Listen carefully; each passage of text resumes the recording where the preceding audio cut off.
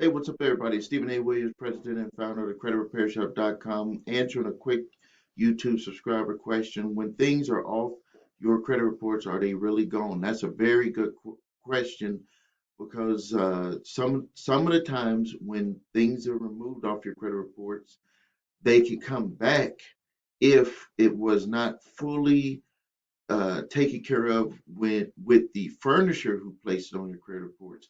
Some of the time, stuff can come off your credit report simply because the furnisher was not either able to respond or at the time they were not able to get the documentation to prove that the information should be placed on your credit report. And then later they can come back and say, hey, we did get that information, or we are able to submit this information on time now, and we want to have it placed back on there. So what we always tell people to do, and what we do here at the credit repair shop, that's part of my 8-point validation process, is that you want to do your disputes, meaningful disputes, with the credit reporting agencies. That's their job to anything that you believe is inaccurate, unfair, should not be on there. You have a right to dispute that information. But on the other side, if you when you truly believe that something is wrong with that item that's on your credit report, it could be a inquiry, it could be an account, it could be a collection, whatever it is, you should go directly also to the furnisher. So you're hitting it from both ends. This is something that we even had to upgrade even more during the pandemic because the bureaus are given a 60-day waiver to where it just, their ba- paper work is just stacked up to where they wasn't working full with full staff. A lot of people working at home, and I just could imagine all of the mail that just stacked up from all of the disputes at the bureaus. And so on the other side, what we ended up doing is ramping up our furniture disputes, and that started getting a lot of good results because then the furnisher, which the bureau is supposed to get the information to the furnisher anyway, but the furnishers were writing back and saying that they're going to take it off the credit reports, or they were saying, "Hey, we believe that this information is true and valid, and we would get with our client and try to figure out a resolution on taking care of that negative item on their credit reports." That's an excellent question. I like that.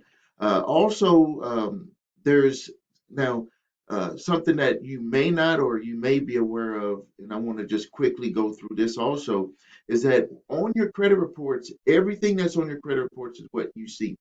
But there is a different credit report that lenders get to see. They're not even allowed really legally to even give you that credit report. I call it like a soft background check where they can look at every account that you've ever had on your credit reports.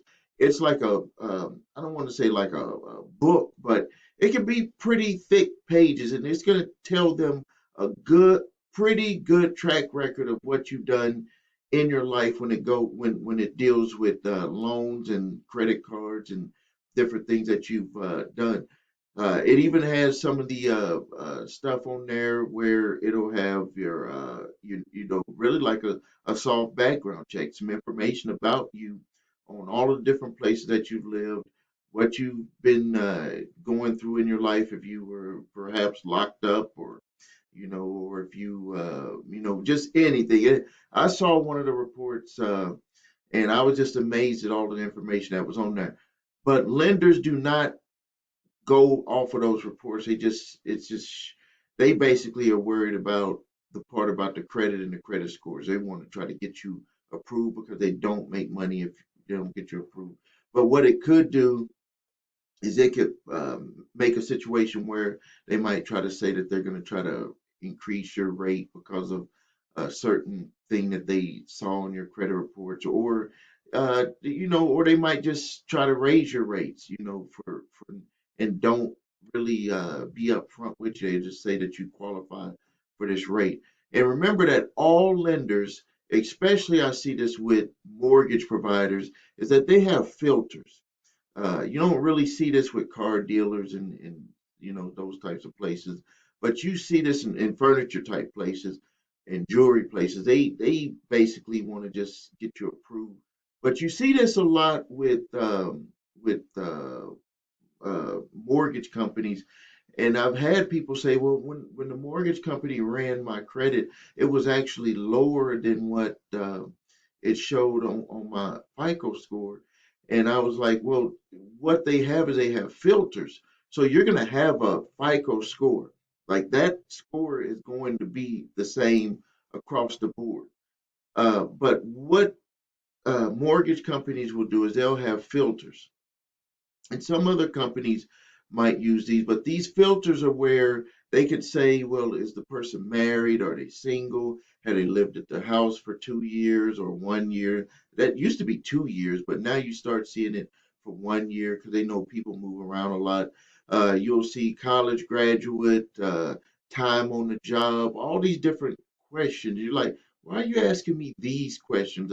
I can understand if you want to know maybe how long I lived at my place, but what is business of it is yours if I'm married or single and all that. Now they do have one. There is a law that if you are married and you're going to get a loan, that your spouse has to be notified, even if they're not going to be on there, that they have to be notified. But that's one reason why they do it. But another reason they do it is because they want to look at the risk rating. They want to look at the risk on you. If you're married, it's going to be a lot lower risk than someone that is single. If you've lived at your house for 2 years, it's going to be a lot less on someone that risk on you is going to be a lot less than someone who lived at their house for 6 months. If you've worked your job for 1 year, 2 years, 3 years, 4 years, 5 years or more, the risk on you is going to be a lot less than someone who has just been on their job for 3 or 6 months. If you graduated college, or if you did not graduate college, if you did not graduate high school, they're going to say that the risk level of you versus someone who graduated college or graduated high school is going to be a lot higher than someone who has performed those educational statuses. So that's really what the whole credit business is really about: risk. How can we as a business who is making loans to people have some type of a data base and some type of an algorithm on basing the risk. Like, what is the chances of this individual following through and paying this loan that we're making? So that's what this, really what the whole thing is about. But that was an excellent question. So if you need help with your credit, please visit us at thecreditrepairshop.com. Watch the video, What Makes Us Different. That's where I detail the 8-point validation process that we go through for repairing credit. If you can follow that, we invite you to become a customer.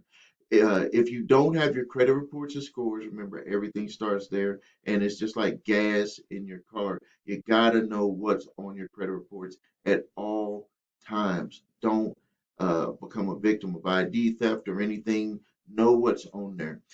Go to the website, you're3scores.com. Grab those credit reports, keep that monitoring service, and best of all, if you decide to work with us, that's one of the services that links in with our software. If you need my debt validation letter or statute of limitations on debt letter or the cease collection activities letter, the link is below this video. I give all three letters with the same link. We solved the problem that we had with the programming. I just like give them all three. Utilize the one that best fits your specific situation. Thank you for your time. This is Stephen A. Williams, President and founder of thecreditrepairshop.com.